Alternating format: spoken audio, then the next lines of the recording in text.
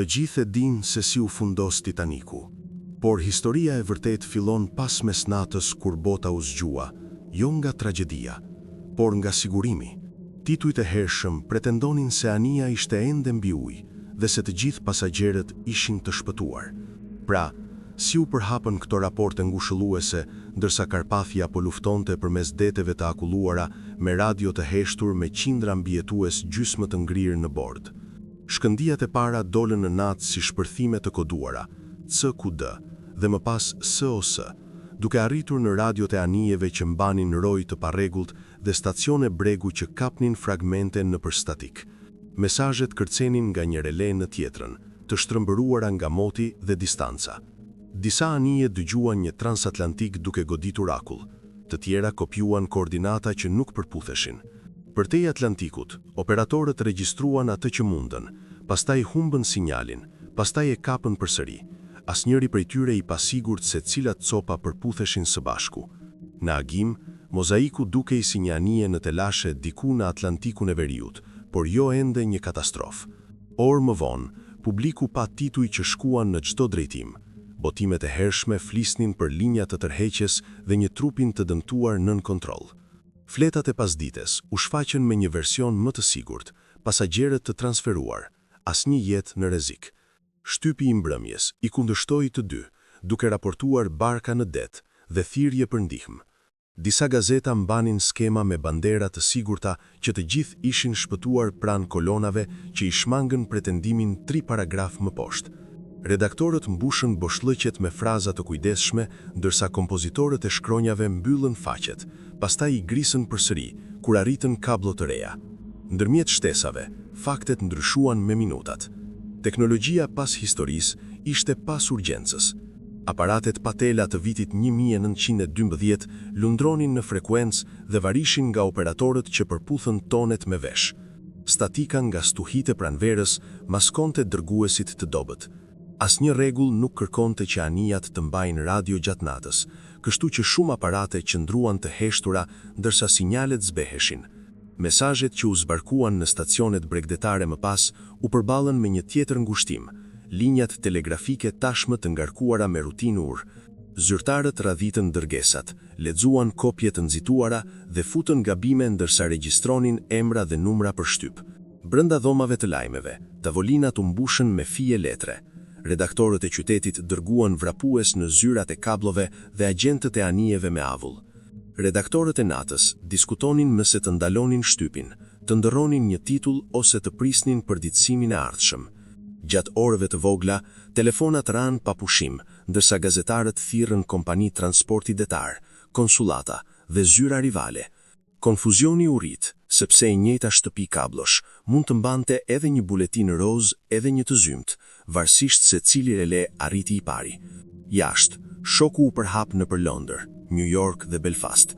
Udhëtarët gjetën kioska me postera konkurrent në të njëjtën fletë. Në Belfast, vuntorët e shkallëve ndalën për përditësime rreth një anije që lidhej me qytetin e tyre. Distrikti financiar i New Yorkut pa treguesit bllokoheshin, pastaj ecën përpara me shënime për një transatlantik dhe një rënje në aksionet e sigurimit. Gazetat e Londrës nxorën shtera dhe turma u mblodhen për të lexuar, pastaj për të diskutuar, pastaj për të pritur përsëri. Në mes të zhurmës, një sinjal i qartë shkëputet nga veriu i rrugëve kryesore të kablove. Një operator radioi 21 vjeçar që punonte në një stacion të Newfoundlandit dëgjoi trafik të dobët të fatkeqësisë dhe bashku ngoli pjesët së bashku se transatlantiku kishte dërguar pozicionin e tij dhe se anijet e shpëtimit po mbrinin. Shkëlnin për në sken. Shënimet e tij nënkuptonin telashe të rënda shumë para se të ekzistonte ndonjë listë zyrtare. Megjithatë, zyrat bregdete hezituan të deklaronin atë që ai tashmë besonte. Ndërsa kaluan orët, pasiguria i dha vendin frikës. Familjet që pranuan rreshtat e parë optimist tani i gjetën të zëvendësuara me buletina për varkat shpëtuese në ujë të ngrirë. Kompanitë e transportit detar njoftuan nënshkruesit, rilogaritën ekspozimin dhe përgatitën deklarata që than pak, por sinjalizuan shqetësim.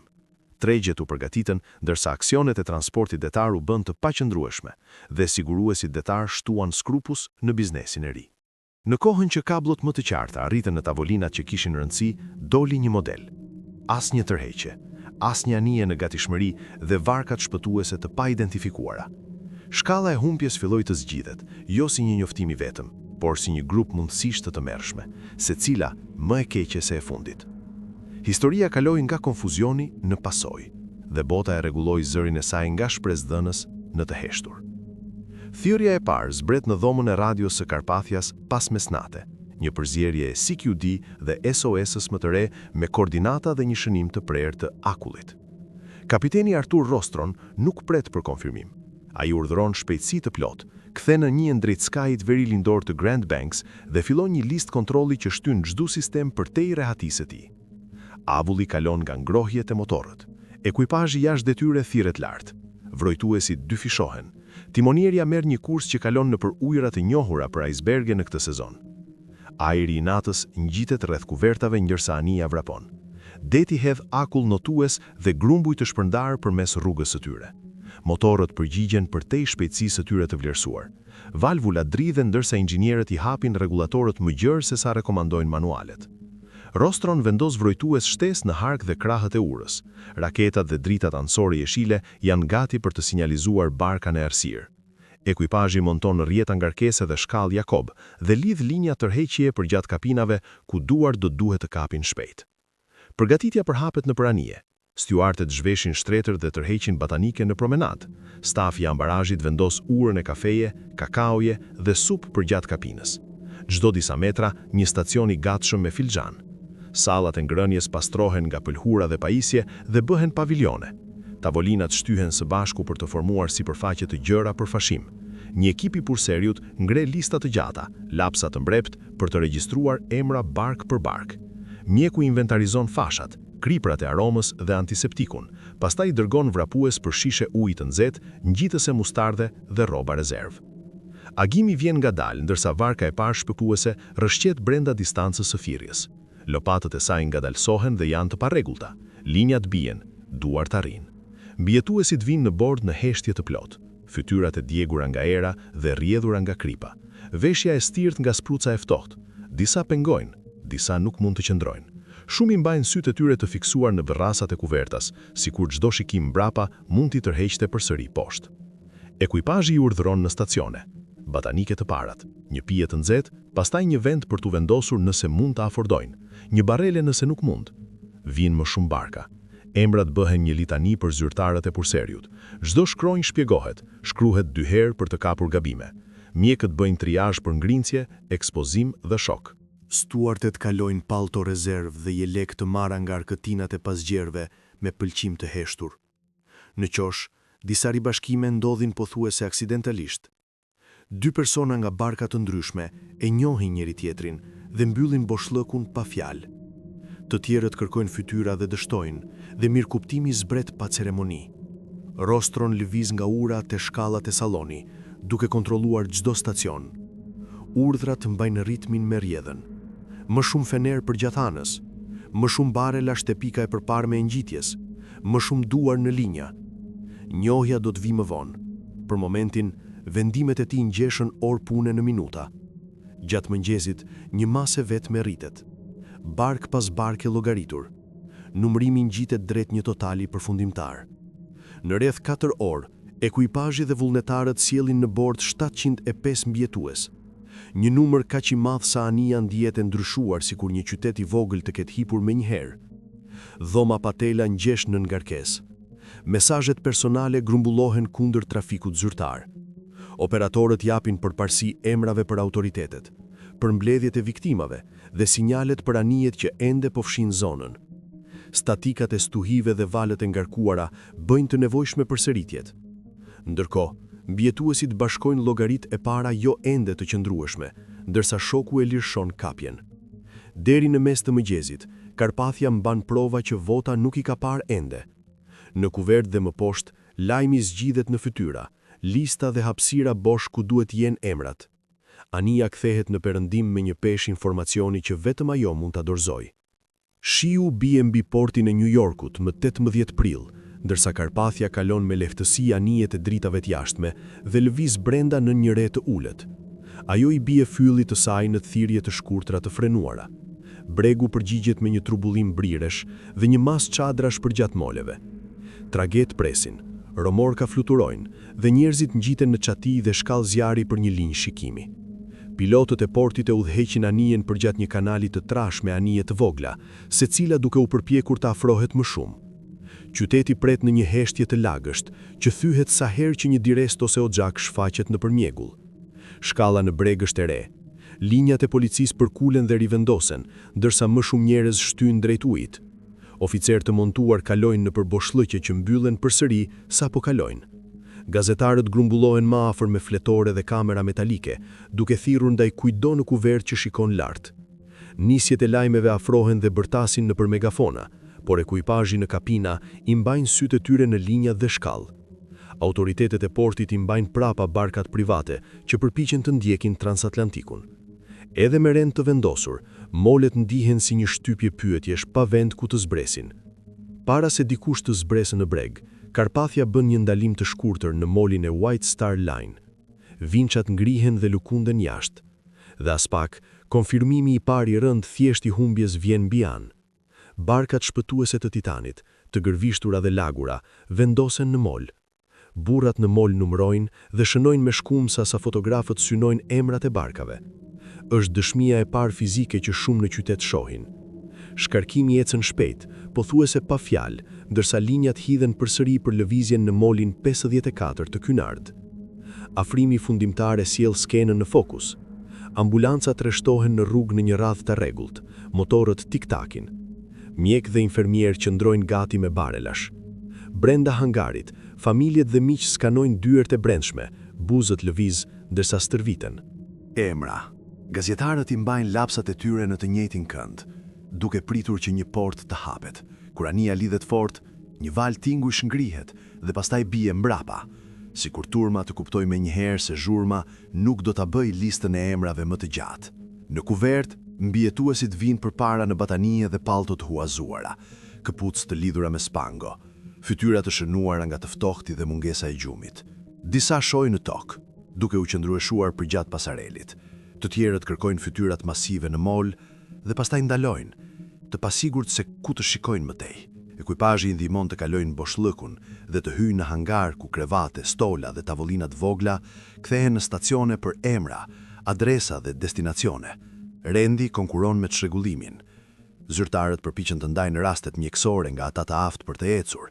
Zyrtarët kontrollojnë drejtshkrimet dhe pyesin për të afërm. Vullnetarët shpërndajnë kafe të nxehtë, bukë dhe një ndërres rrobash. Përkthyesit lëvizin familje për familje në disa gjuhë. Një tabel muri fillon të mbushet me emra dhe njerëzit e grumbullojnë aq fort sa policia duhet të pastrojë korsi çdo disa minuta. Zyra kryesore patela e qytetit merr më shumë se 10.000 kërkesa telegrami në një mbrëmje. Mjaft për të mbyllur sistemin derisa qasja pritet për mesazhe publike. Grupet e ndihmës, punëtorët e kryqit të kuq, organizatorët e shtëpive të vendbanimit, komitetet e kishave ofrojnë dhoma, bileta hekurudhe dhe shoqërues. Ka ribashkime që përfundojnë në përqafime të shpejta dhe një vrapim për daljet. Ka nisje pa njeri për krah, një hap të qetë në një karrocë të marrë me qira, ose një ecje në një makinë në pritje me batanien mbajtur rreth supeve. Në kohën që dritat brenda hangarit ndizen vonë, është e qartë se moli mund të përmbush vetëm nevojat e menjëhershme. Pyetjet që vijojnë arrin përtej çdo moli të vetëm, dhe ato tashmë po formohen. Jashtë molit 54, emrat fillojnë të pikojnë. Por për ditët që pasuan, familjet larg brinjës detare jetonin në një gjendje që ndihej e shtrirë holl. New Yorku zgjua çdo mëngjes në thashema të ndaluara. Botimet e hershme të Londrës kundërshtuan ato të vona. Në Southampton, ku familjet e ekuipazhit grumbulloheshin sipas lagjes, heshtja në rrugë të caktuara thoshte më shumë se çdo titull. Njerëzit u përpoqën të lexojnë kuptim në mungesën e përditësimeve, duke numëruar orët që nga telegrami i fundit dhe duke dalë me asgjë që mund të besonin. Turma formoheshin sa herë që mund të shfaqej një flet letre. Tabelat e buletineve të gazetave të roqën radhë që u mbështollën rreth korqesh. Zyra telegrafike u mbushën me klientë që mbushën formular dhe pritën kundër murit, duke parë lapsën e një zyrtari të gërvisht në përgrumbuj. Jashtë dritareve të kompanive të transportit detar, zyrtarët ngjitnin lista të freskëta pranë atyre më të vjetra dhe filluan të mbaronin hapësira. Çdo fletë e re tërhiqte vëmendjen te boshllëqet. emra që duhet të ishin aty dhe nuk ishin, ose emra që shfaqen me një drejtshkrim që nuk përputhej me kujtesën e një familjeje. Listat e hershme mbanin gabime që shumë fishuan ndërsa lviznin. Zyrtarët me që lexuan dorëshkrim të nxituar. Operatorët gabuan një mbiemër për të tjetrin mbi statik dhe kod. Disa gazeta shfaqen përbërje që përzien duplikate dhe kthyen dy persona në një. Familjet e ndjen lëkundje. Një emër në shtyp shkaktoi lehtësim. Një korrigjim në botimin e ardhshëm e mori atë. Në disa lagje, fqinjët shkuan der për der me faqe të palosura, ofronin lajme të mira që nuk zgjatën deri në mbrëmje. Detajet njerëzore dolën në pah sepse u përsëritën në çdo qytet. Prindrit erdhën me fotografi dhe qëndruan pranë dyerve të zyrave, gati të mbanin një fotografi kundrejt çdo liste. Bashkëshortët gërryen një rrugë nëpër të njëjtin cop trotuari, duke hyrë më afër kur një fletë e re ngrihej, duke hyrë mbrapa kur emrat nuk ndryshonin. Fëmijët shikuan të rriturit të lexonin, pastaj bënin të njëjtat pyetje përsëri, duke u përpjekur të mësonin një model në mënyrën se si emrat shtoneshin. Rrjetet telegrafike u përkulën nën kërkesë. Një kablo e shkurtër nga New Yorku në një lagje të Londrës mori orë për t'u pastruar, edhe me vula prioriteti. Operatorët u kërkuan klientëve të mbajnë mesazhet të shkurtra, pastaj u than atyre të prisnin sidoqoftë. Zyrat shpallën kohë mbylljeje që nuk mund t'i respektonin dhe rihapeshin me vetëm një fraksion të ngarkesës së tyre të mbetur. Linjat private për banka dhe gazeta mbanin disa trafitje më shpejt, që do të thotë se familjet ndonjëherë mësonin për një lidhje nga gazeta e mëngjesit të ardhshëm para se kabloja e tyre të arrinte tek ata. Distanca nuk kurseu askënd. Në Paris dhe Hamburg, të afërmit shtypen konsulatat për lista që kur nuk dukeshin të përputheshin. Në Montreal, Chicago dhe San Francisco, kablot dolën dhe heshtja u kthye. Deri në Melbourne dhe Sydney, emrat u lexuan në qoshe rruge nga njerëz që kur nuk kishin parë Atlantikun. Pastaj u debatuan në dhoma ndenjeje ku orët ishin vendosur në një ditë tjetër. Një detaj habiti edhe gazetarët me përvojë në atë kohë. Në disa qytete, dyqanet morën rolin e shtëpive të pazyrtashme të pastrimit. Pronarët ngulin listat e mbijetuesve brenda dritareve të tyre dhe i përditësonin me dorë çdo disa minuta, ndërsa një lajmërues dorëzoi fije të reja. Njerëzit mësuan të vërtetën përpara një dyqani që shiste çadra ose çizme, pastaj ecën në shtëpi duke mbajtur të njëjtin artikull që kishin ardhur të blejnë. Udhëtimi midis shpresës dhe humbjes u bë mekanik. Një emër me laps do të thoshte një frymëmarrje, një fshirë se ndihej si një vendim. Qendrat komunitare, kishat dhe sallat e bashkisë i mbajnë dritat e ndezur, derdhën çaj dhe kafe dhe vendosën bataniet e në dhoma ansore ku të afërmit u përpoqën të flinin me pallto. Kur listat e konfirmuara të Karpathias më në fund arritën, heshtja në ato dhoma ndryshoi cilësi. Disa u ngritën dhe ikën menjëherë. Shumë u ulën dhe nuk u lëvizën. Në zyrat e New Yorkut dhe Londrës të White Star Line, orët e para dukeshin si një betejë kundër boshllëqeve. Zyrtarët hapën kablo që kundërshtuan njëra tjetrën. Menaxherët hartuan deklarata, i kryqëzuan dhe u përpoqën përsëri. Tabelat e telefonit u bllokuan, kështu që vrapuesit mbajtën shënime midis dhomave. Stafi i lartë kërkoi konfirmim që kur nuk erdhi plotësisht, vetëm fragmente që sugjeronin se një anije ishte në trallim dhe pastaj në mënyrë të pashpjegueshme në ndërheqje. Agjentët e shtypit u mbështetën në fraza që blinin kohë pa pranuar humbje. Qëllimi ishte i thjeshtë, stabilizoni historinë derisa diçka e fortë të shfaqej. Ato buletina të para mbështetën optimiste. Njoftimet nënkuptonin se transatlantiku ishte mbi ujë dhe po ndihmohet se pasagjerët mund të ishin adeje në rrugë diku tjetër. Formulimi tingëllonte kujdesshëm, por mjaftueshëm të qetësonte një turm mëngjesi. Kur dërgimet e mëvonshme treguan boshllëkun midis shpresës dhe faktit, ato të njëjtat rreshta u kthyen në një pikë të dhëmshme. Lexuesit i panë si provë se kompania kishte zgjedhur sigurimin në vend të saktësisë dhe kritika ngec. Në New York, zyra vet u bë një skenë. Jashtë, një turm u mlodh që u rrit me orë, e shtresuar me familje, gazetar dhe kalimtar të tërhequr nga zhurma. Policia formoi një kordon të lirshëm. Nga dritarët lartë, zyrtarët postuan emra mbijetuesish, që ndryshuan shumë ngadalë për të kënaqur dikant. Brenda, stafi i mbajti kokat e tyre poshtë dhe përgjigjet e tyre të shkurtra. Ata nuk kishin asnjë listë definitive, dhe çdo përditësim rrezikonte të zhbënte të fundit. Ekzekutivët u fokusuan në reputacion aq sa në fakte. Telegramet dolën me gjuhë të matur, duke u larguar nga faji ose spekulimi. Punonjësve u thanë të mos thonin asgjë për te i rreshtave zyrtar. Këshilltari ligjor peshoi çdo fjali. Kompania kërkoi të dukej e informuar dhe në kontroll, edhe kur shënimet e saj të mbrendshme treguan pasiguri. Konfuzioni vazhdoi, sepse informacioni arriti në pjesë të thyera. Një grusht listash të mbijetimit pikuan, pastaj u ndaluan, pastaj u vazhduan me drejt shkrime dhe totale të ndryshme. Disa ishin të dorës së dytë, të drejtuara në përzyra të shumta para se të zbrisnin në një tryezë në New York. Redaktorët kërkuan emra me minutën. Kompania hezitoi nga frika e përbërjes gabimeve, por nuk mund të qëndronte e heshtur pa u dukur indiferente. Një detaj ushqeu humorin në derë. Kryetari i White Star, J. Bruce Ismay, ishte midis të shpëtuarve. Lajmi i mbijetesës së tij arriti në qytet ndërsa Karpatja afrohej në port. Ai arriti i tërhequr dhe i mbrojtur nga stafi duke shmangur shtypin. Prania e tij, ndërsa oficerë dhe pasagjerë ende ishin të paidentifikuar, forcoi akuzat publike se udhëheqja kishte dështuar në gjykim dhe detyrë. Për të butësuar zemërimin, kompania punoi me grupet e ndihmës. U bën marrëveshje për të drejtuar mbijetuesit direkt në kujdes mjekësor, strehim dhe transport. White Star furnizoi hapësirë, kaloi lista dhe financoi nevoja të menjëhershme. Këto veprime shërbyen për dy qëllime: ndihmë reale për njerëzit që zbrisnin nga anija dhe një përgjigje e dukshme për kritikët që pyesnin se çfarë do të bënte kompania më tej. Barra e komunikimeve nuk u lehtësua.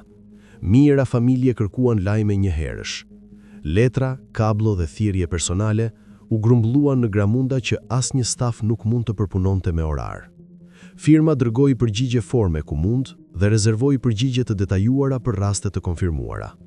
Në të njëjtën kohë, diskutimet e mbrendshme u kthyen në kompensim. Ofertat e hershme u fokusuan në udhëtime, veshje dhe të ndryshme. Pretendimet më të gjëra u trajtuan me kujdes, të kuadruara për të kufizuar ekspozim, ndërsa e shprehnin simpatim. Në mbrëmje dyshimi ishte forcuar. Distanca midis deklaratave publike dhe fakteve në dalje ftoi kontroll formal. Seancat nuk do të prisnin. Brenda ditëve nga fundosja, anija e kablos McKay Bennett u largua nga Halifax e ngarkuar me arkovel, akull dhe lëng balsamimi. Ekuazhi i saj civil u informua për një detyrë që asnjëri prej tyre nuk ishte stërvitur. Ajo luldroi drejt koordinatave të kaluara nga shpëtuesit dhe stacionet Patela, arriti në një det ende të shënuar nga sezoni. Akull i shpërndar, mjegull e ulët dhe një valzim që fshihte dhe zbulonte mbeturina me çdo ngritje. Heshtimi i vendit shtoi pesh në çdo lëvizje, dhe ekuazhi mësoi shpejt se si e kolti ndalonte duart. Dhe marrjen e vendimeve. Burrat rrotulluan brenda dhe jashtë barkave për të mbajtur ndjenjën në gishtat e tyre. Kapiteni thirri për ritëm të qëndrueshëm, pa nxitim, pa drejtim. Çdo rikuperim u regjistrua në sekuencë. Procesi u fortua në një sistem sepse duhej. Çdo trup mori një numër, një etiket dhe një hyrje në një regjistër. Një fotograf dokumentoi veçoritë dalluese dhe veshjen. Ekipi përsërit hapi një çantë pëlhure për sende, pastaj shkroi një regjistër paralel.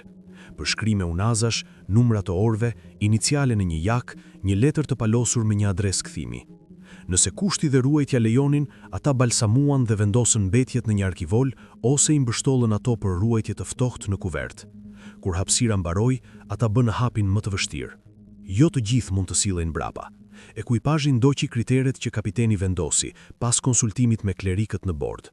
Jepni përparësi atyre që mund të identifikoheshin, atyre me ruajtje më të lartë dhe atyre me dokumenta ose artikuj që do ta bënin identifikimin më të mundshëm. Të tjerët u qepën në pëlhur me një peshë dhe ju besuan detit. Emrat u regjistruan kur ishte e mundur, shënime u bashkëngjitën kur jo. Detarët që kishin tërhequr kablo për vite e gjetën veten duke pushuar në kapinë, para se të ktheheshin në stacionet e tyre. Zgjedhjet u përsëritën orë pas ore, dhe ato nuk u bën më të lehta. Sendet personale u bën spiranca për familjet që më vonë do të pyesnin se si e dinin zyrtarët. Bijuterit shkuan në zarheta të vullosura me skica vendosjeje. Kuleta shuthan dhe u inventarizuan artikull për artikull. Letrat u shtypën të rrafshta dhe etiketuan me të njëjtin numër si hyrja e regjistrit. Edhe një copëz e një bishti bilete gjeti një vend në regjistër. Saktësia kishte rëndësi sepse ishte lidhja e vetme e mbetur. Shkalla e tejkaloi mëkej Bennett brenda ditësh. Furnizimet e balsamimit mbaruan më shpejt se sa prisnin planifikuesit dhe hapësira e ruajtjes zhduku ndërsa numërimi u rrit. Kapiteni dërgoi mesazhe urgjente pa tela për më shumë materiale dhe ndihmë. Lehtësimi erdhi ndërsa anije shtesë rikuperimi, Minja, Montmagny dhe Elgerin ju bashkuan kërkimit, secila duke sjell ekuipazhe të freskëta, arkivola rezervë dhe më shumë karburant. Ata zgjeruan rrjetën, rikuperuan më shumë mbetje dhe mblodhën sende të mëtejshme që u futën në të njëjtin sistem numerimi. Ekuipazhi më vonë tha se puna ndryshoi mënyrën se si ata mendonin për detin. Shumë kishin vite moti të ashpër pas tyre, por ata nuk kishin parë asgjë kaq të rreptë në detajet e saj. Halifax u bë pika ku ato detaje takuan bregun. Shumica e viktimave të rikuperuara arritën atje për identifikim, hetim dhe varimin. Shtëpitë mortore dhe zyrtarët e qytetit ngritën objekte të përkohshme. Regjistrat takuan përshkrimet e familjes përmes tryezësh dhe përputhjet u bën me kokë lëkundja të qetë dhe nënshkrima. Kërkimi u zgjat, por oqeani mbajti më të shumtën. Javë të mrutje lanë boshllëkje të gjëra ku duhet të ishin emrat. Familjet prisnin për një telegram që kurrë nuk erdhi dhe regjistri u mbyll me më shumë numra se sa përgjigje. Lajmi i humbjes udhtoi përgjat linjave hekurudhore dhe përmes kablove, dhe reagimi e ndoqi atë me shpejtësi të pazakonshme. Kryeqytetet kryesore pushuan rutinën e tyre dhe qytetet e vogla u mblodhen në halla mbledhjesh ku dikush lexoi listat e fundit. Në qytete portore, flamurit rëshqitën në gjysmestill dhe anijet tingëlluan një notë të vetë me para se të mbyllnin fjuela. Në brendësi, ku deti ishte një abstrakt, shoku sërish mori fuqi. Njerëzit flisnin ult në tramvaje dhe në tregje. Kontrolluar botimet e pasdites dhe pastaj duke pritur ato të mbrëmjes. Ndjenja nuk ishte e kufizuar në një vend ose gjuhë. Lëvizi me të njëjtën urgjencë si titujt. Në Southampton, Zia nuk ishte nevojë për një njoftim. Rrugë të tëra vareshin nga pakot e pagave nga ekuipazhet dhe dalja u mbyll në dyqane që kishin mbështetur atë trafik. Fqinjët mbajnë dyert e hapura, ndërsa lajmërtarët sollën më shumë emra. Shkollat lanë fëmijët të shkonin herët dhe kishat vendosën karrige shtesë për familjet që kishin nevojë për një vend për të ulur së bashku. Mungesa e hapave në kohët e ndërrimit e bëri shkallën të qartë. Ku burrat kishin ecur në mole çdo mëngjes, kishte vetëm heshtje dhe njolla pluhurit të ftohtë pranë bordurës. Përmes qyteteve dhe qyteteve, shërbimet përkujtimore mbushën kisha, sinagoga dhe salla komunitare. Klerikët rregulluan oraret për të akomoduar cikël pas ciklit të mbledhjeve, disa për viktimat e emëruara, disa për të panjohur.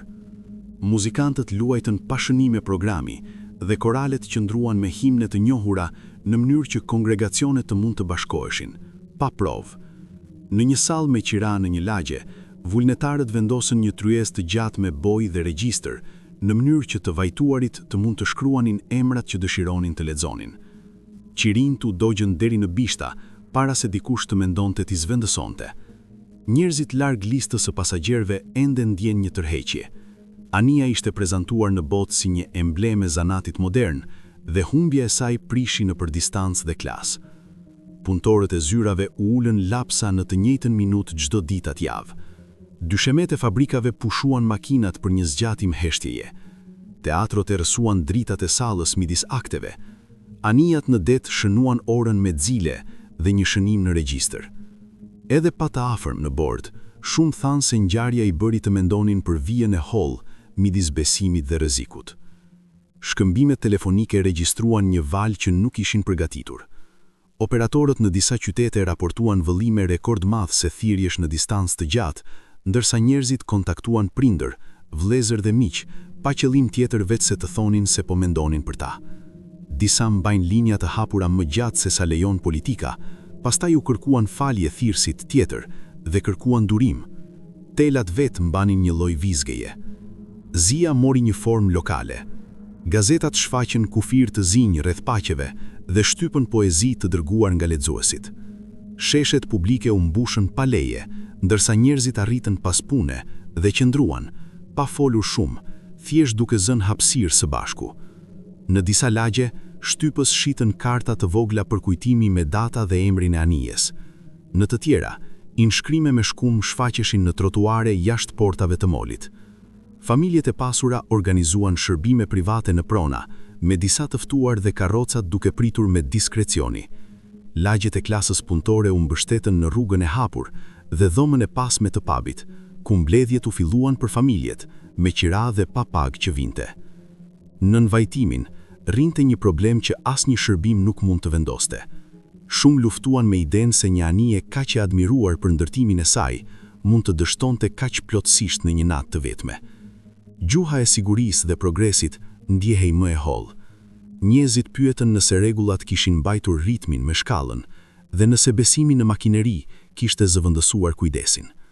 Ajo pyetje qëndroi ndërsa luret u thanë dhe turmat u holluan, dhe ajo nuk ndaloi në zi për të dekurit, u zgjerua në dyshim për pretendimet që kishin mbushur reklamat. Fjalime. Ndjenja e pamposhtshmërisë u tërhoq, dhe me të mënyrën se si udhëtarët mendonin për oqeanin. Ndërsa llogaritë e mbijetuesve u përhapën, publiku e ndau vëmendjen e tij midis mirënjohjes dhe akuzës. Njerëzit donin një listë herojsh për të qëndruar kaosit dhe një regjistër të shkurtër fajtorësh për të mbajtur fajin. Emrat dolën me çdo dëshmi të re dhe historia u riorientua rreth veprimeve të marra në minuta që vendosën orë dhe jetë. Kërkimi u ngushtua në pyetje: kush vazhdoi të punojë? Kush la hapësirë? Kush priti dhe kush shkoi i pari?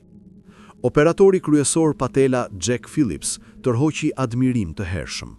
Raportet mbajtën se ai qëndroi në pajisjen e tij shumë pasi shpresa e fuqisë që zgjaste ishte holluar, duke dërguar thirrje që tërhoqën anije drejt koordinatave. Ai u bë një simbol i detyrës, dora e padukshme pas çdo motori që përgjigjej dhe çdo dritë kërkimi e kthyer në horizont.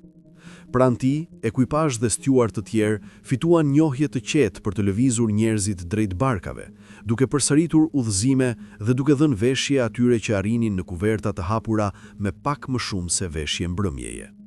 Llogarit gjithashtu nënvizuan pasagjerë dhe oficer që morën role më të mëdha se titujt e tyre. Disa organizuan radhë në stacionet e barkave dhe ndihmuan për të siguruar litara. Disa qëndrueshën njerëzit poshtë shkallëve dhe disa hynë në mbrapa për të bërë vend kur hapësira mbaroi. Këto histori mbanin detaje që rezonuan.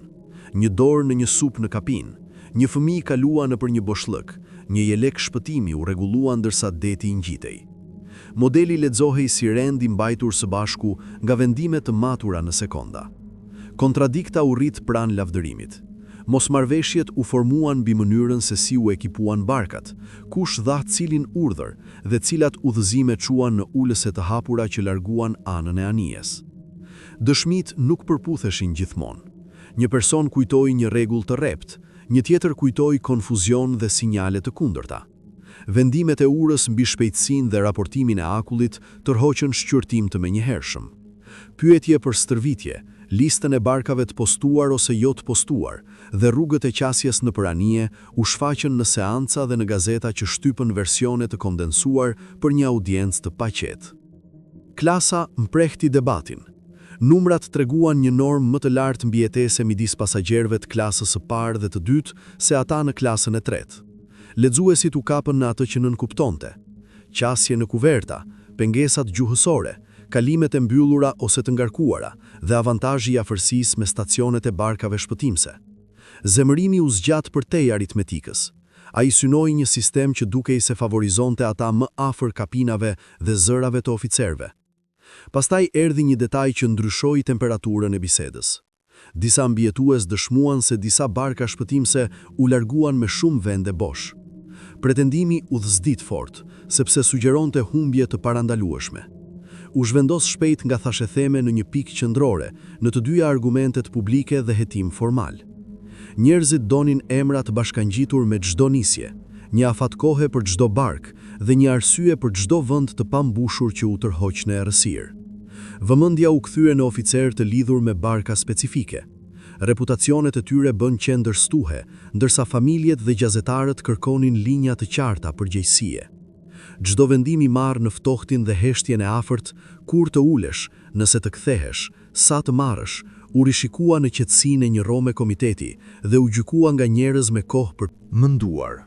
Shtypi u shqeu atë kërkesë, duke shfaqur tituj të mëdhenj dhe skica të mprehta, ndonjëherë duke rrafshuar pasigurinë në siguri për të mbajtur interesin e lartë. Në atë zhurmë, aktet e guximit dhe pretendimet e dështimit u turbulluan. Historitë u ritreguan, u keq dëgjuan dhe u thjeshtëzuan. Disa reputacione u ngritën në një detaj të vetëm, të tjerë ranën në një gabim që më vonë u vërtetua i pasakt. Ajo që mbeti ishte korniza e fortë, një krizë që ekspozoi zakonet, instiktet dhe kufijtë e stërvitjes, dhe një grup zgjedhjesh që do të argumentoheshin shumë pasi titulli i fundit u zhvendos nga faqja e parë. Mbulimi i lajmeve nuk u ndërtua ngadalë, ai shpërtheu brenda orëve. Prestoret në të dy anët e Atlantikut u rrotulluan me shtime shtesë, secila duke pretenduar një kënd të ri. Lista të shpëtuarve, skicat e anijes, afate kohore të mbledhura nga telegraf që nuk përputheshin. Kompozitorët e shkronjave punonin në rrugë duke ndruar rreshta midis ekzekutimeve, ndërsa djemt telegrafist vrapuan brenda me fije që ndryshuan narrativën në mes të faqes. Ritmi shpërbleu shpejtësinë në mbisigurinë dhe gazetat që zakonisht prisnin për një burim të dytë vendosën se një detaj i verifikuar gjysmë ishte më mirë se të ishe i fundit me një orë. Faqet e para mbanin tituj mbidimensional dhe kufir të zinj që sinjalizonin zi para se lexuesit të arrinin në paragrafin e parë. Kolonat u hapën me gjuhë të fortë emocionale që kuadronte fatkeqësinë si kombëtare dhe njerëzore. Një humbje për krenarinë inxhinierike dhe për familjet tani duke kërkuar emra. Fotografitë ishin të rralla, kështu që shumë media përdorën gëdhendjet ose imazhe të përbëra që japin iluzionin e pranisë. Paketa vizuale amplifikoi historinë me një vështrim edhe kur teksti poshtë ende mbështetej në hamendësi. Rivalitetet midis gazetave e kthyen konfuzionin e mëngjesit në një garë armësh pasdite. Gazetarët shtyn thashema përpara sepse tavolina e radhës qytetit do ta bënte po që ata nuk e bënin. Ajo konkurrencë prodhoi pretendime sensacionale dhe kundërshtime që i bën lexuesit të dyshonin për të gjithë ciklin. Një flet raportoi transferime të qeta në anije shpëtimi, kaos i radhës dhe barka shpëtuese në drejtim. Korrigjimet e mëvonshme rregulluan disa nga gabimet më të këqija, por përzierja la një mbetje pasigurie që jetoi më gjatë se shtimet e ditës. Në breg, gazetarët u konvergjuan në të njëjtat metra katror të molit ku zyrtarët u përpoqën të lëviznin mbijetuesit dhe ngarkesën nëpër një shteg të kontrolluar. Pyetjet erdhën më shpejt se përgjigjet. Gazetarët u përkolën mbi litar, kapitenët e portit i shtyn ata mbrapa. Dritaret e telegrafistëve u bën pika zënje ndërsa korespondentët u lutën për përparësi në linjat tashmë të shtrira përtej kapacitetit. Disa zyra postuan shenja që kufizonin trafikun jo esencial, vetëm për të përballur me turma korespondentësh që premtonin ekskluzive nëse u jepen 5 minuta në tastier. Publiku konsumoi mbyllësinë si teatr komunal. Barmenët lexonin me zë lart ndërsa klientët mbanin llogarit me pelemsa nën gjota. Përgjegjësit e fabrikës pushonin linjën kur arriti një djalë me shtesë të freskët, pastaj lanë punëtorët të kalonin gazetën dorë në dorë derisa boja u ngjus. Në stacionet e trenave, platformat të tëra u përkolën drejt një lexuesi të vetëm me zë të fortë, pastaj u shkapërdhedhën kur arriti një gazetë rivale me totale të reja. Një Daily i New Yorkut shtypi 7 botime në një ditë të vetme. Secila korrigjonte dhe aktualizonte titujt nga ekzekutimi i paraardhës, një ekstraksion rekord që kapi apertiten e qytetit për shpejtësi. Faqet e opinionit u zhvendosën shpejt nga simpati në argument. Editorialet shtronin pyetje se si parat, zgjedhjet e dizenjit dhe politika korporative kryqëzoheshin me sigurinë. Disa pyetën nëse një ndjekje prestigji formsoi vendime për shpejtësinë dhe pajisjet. Të tjerët shtypën për standarde që do të kufizonin diskrecionin në det. Këto pjesë nuk pritën për seanca. Ato ndërtuan një kuadër që shumë lexues adoptuan para se zyrtarët të betonin një dëshmitar të vetëm. Karikaturistët reduktonin dështime të komplikuara në imazhe të forta të paharrueshme, deg të thyera, engjëj mbi ujë të errët, varka shpëtuese të vizatuara me hapësira të gjëra të bardha ku njerëzit duhej të kishin qenë. Puna e tyre fiksoi tema në mendjen publike, pa një resht kopimi, dhe ato tema u kthyen në fjalime dhe mbledhje gjatë gjithë javës. Letra derdhen në dhoma lajmesh, disa duke rrëfyer pothuajse humbje paralele, të tjera duke kërkuar reforma. Klube dhe bodrumet e kishave organizuan biseda ku njerëzit debatuan klasën, rrezikun dhe arritjen e makinave moderne. Deri në fund të javës, shtypi ishte vendosur mbi një tezë të thjeshtë të fuqishme. Kjo ishte një tragjedi e shmangshme. Ajo linjë u bë presion mbi ministra, regulator dhe pronar anijesh dhe u shtrëngua ndërsa hetimet formale erdhën në pamje. Shërbimet përkujtimore publike u shfaqën pothuajse po aq shpejt sa listat e konfirmuara. Bashkitë lëshuan leje, kishat hapën dyert dhe organizatorët shtypën njohtimet për mbledhje që mbushën rrugë dhe shenjtërore. Në New York, Londër, Paris dhe Montreal, mijëra qëndruan gjatë leximit të gjatë të emrave, lutjeve të shkurtra dhe muzikës së zgjedhur për t'u përshtatur tonit të zisë sesa ceremonisë. Procesionet u formuan pa fjalime në fillim, vetëm një brez, një daull ritmi dhe një rrugë e qëndrueshme pranë ndërtesave qytetare ku flamujt tashmë vareshin ulët. Komunitetet me humbje të përqendruara vendosën shkallën. Southampton rregulloi procesione masive që lëviznin blok për blok nëpër lagje të lidhura me mole, duke përfunduar në kisha që rrotulluan shërbime për të trajtuar rrjedhën. Belfast koordinoi ceremoni kishe dhe ndalesat e fabrikave, duke krijuar një pushim në të gjithë qytetin që përputhte industrinë me zinë. Në mesditë, zilet, kantieret e anijeve, linjat e tramvajeve dhe zyrat respektuan minuta heshtjeje, që u përhapën nëpër rrugë ndërsa njerëzit thjesht ndaluan. Ata që nuk mund të bashkoheshin qëndruan në dritare dhe dyert dhe mbajtën kohë me të njëjtën qëllim.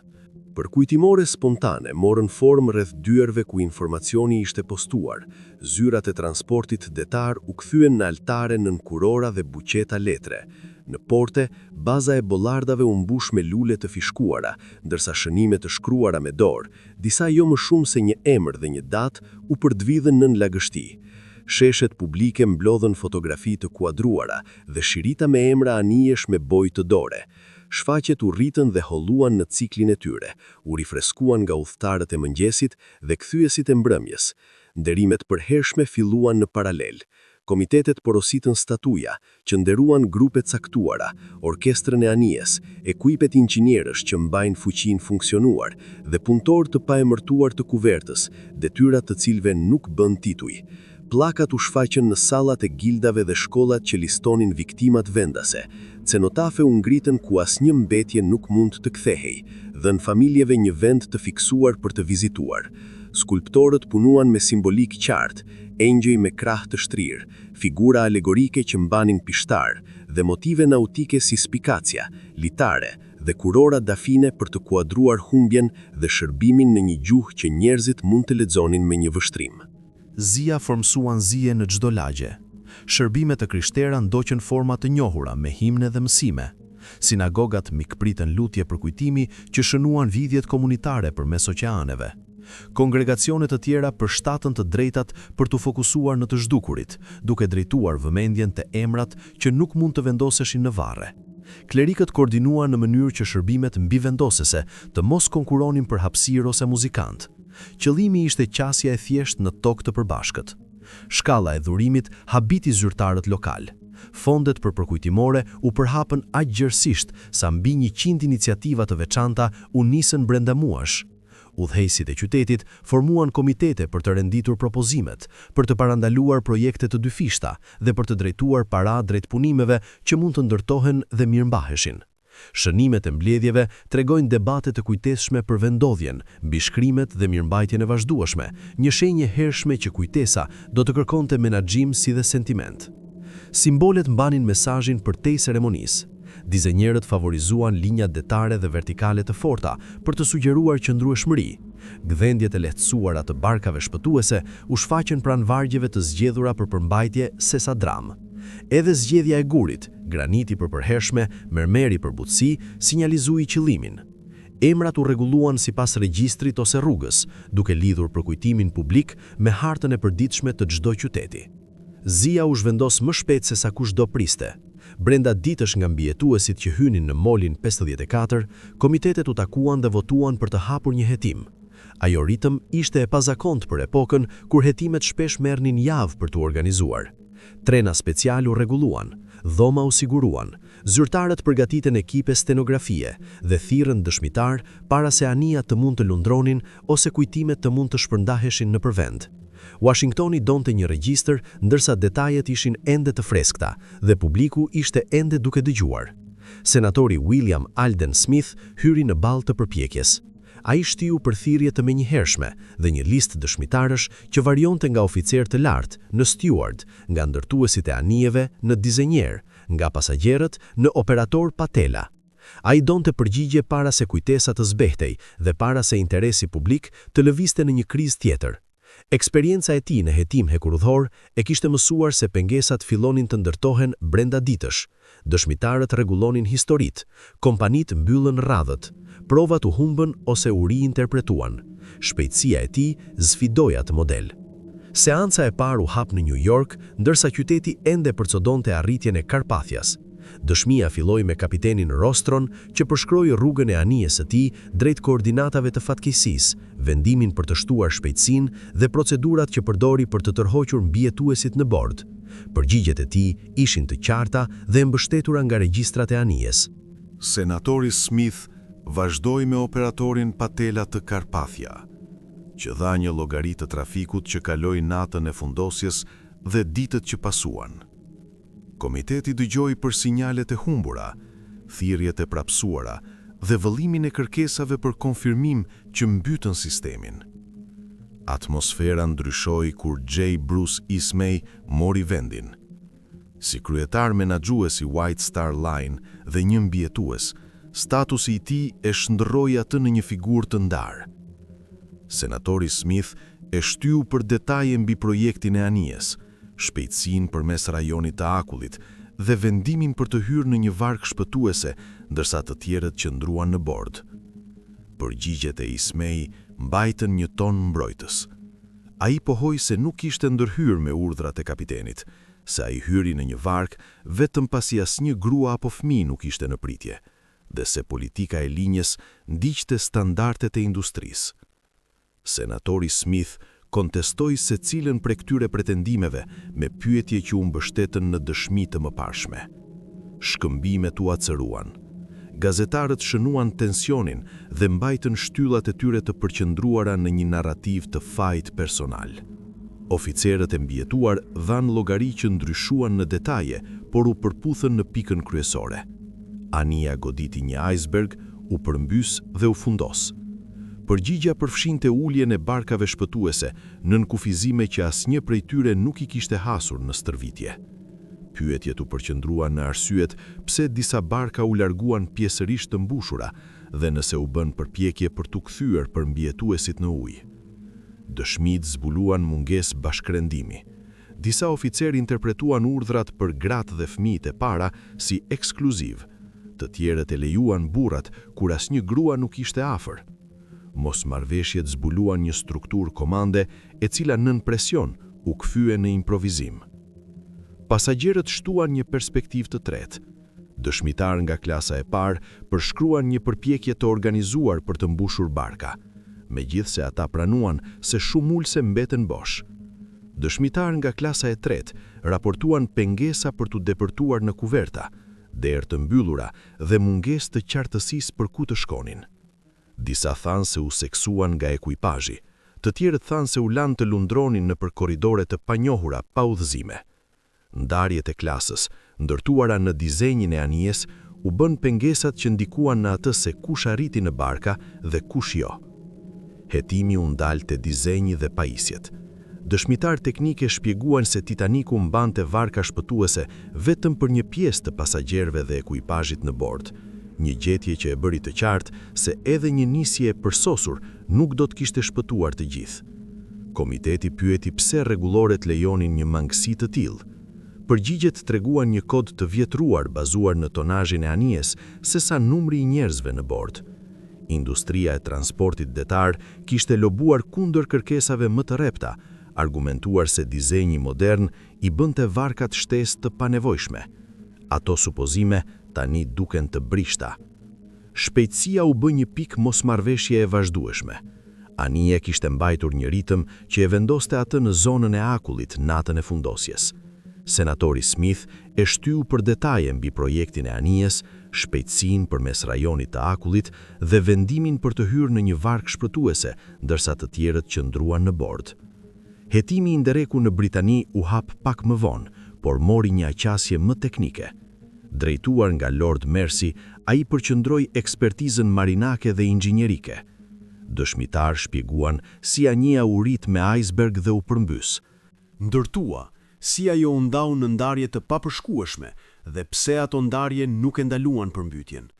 Prova treguan se dëmtimi u përhap në më shumë se 4 ndarje, te i kaluan atë që projektuesit kishin konsideruar një skenar më të keq. Paneli dëgjoi gjithashtu për procedurat e urës, protokollet e radios dhe rolin e anijeve të afërta. Një pyetje e vazhdueshme u përqendrua në Kalifornian, një anije e parkuar jo shumë larg, që mund të ketë parë raketat e Titanikut, por nuk u përgjigjen. Të dy hetimet prodhuan rekomandime që ndryshuan rregullat. Kërkesa u rritën për varka shpëtuese në bazë të numrit të personave në bord, jo vetëm tonazhi. Shërbimi pa telaj 24 orëve u bë i detyrueshëm për anijet e pasagjerëve. Stërvitjet u standardizuan dhe u planifikuan. Patrullat e akullit filluan në Atlantikun e Veriut gjatë sezonit. Ndarja e rrugëve të transportit detar u ridizenjua për të zvogluar ekspozimin në zona me akullneja. Këto masa arritën vonë për Titanikun, por formsuan politikën për dekadat që pasuan. Narrativa publike u bë e fiksuar rreth temave që u përsëritën nëpër seanca. Teknologjia kishte tejkaluar masat e sigurisë, interesi korporativ kishte nënvlerësuar rrezikun, ndarjet shoqërore kishin ndikuar në mbijetesë. Gazetat e palosën këto gjetje në tituj që kërkonin përgjegjësi dhe ndryshim. Opinioni u zhvendos nga tragjedia në reformë dhe hetimet u bën një mjet për të shtypur ndryshim që zyrtarët nuk mund ta injoronin. Vitet që pasuan e shndruan fundosjen nga lajmi në kujtesë. Përkujtimore u zbuluan, libra u botuan, bietuesit dhanë intervista që u përsëritën në revista dhe fjalime. Çdo përvjetor rishfaqi pyetje për atë që shkoi keq dhe çfarë mund të ishte bërë ndryshe. Historia vazhdoi të tërheqë vëmendje, sepse ajo preku tema që zgjatën përtej një nate në 1912. Besimi në progres, kostoja e arrogancës, vlera e jetës njerëzore dhe mënyra se si shoqëritë përgjigjen kur sistemet dështojnë. Fundosja la gjurmë që shtrieshin në rregullore, në letërsi dhe në mënyrën se si njerëzit mendonin për sigurinë në det. Ajo vdiq konfuzionin që pasoi ngjarje të papritura, në një epokë kur komunikimi ende varej nga litar, kod dhe besim.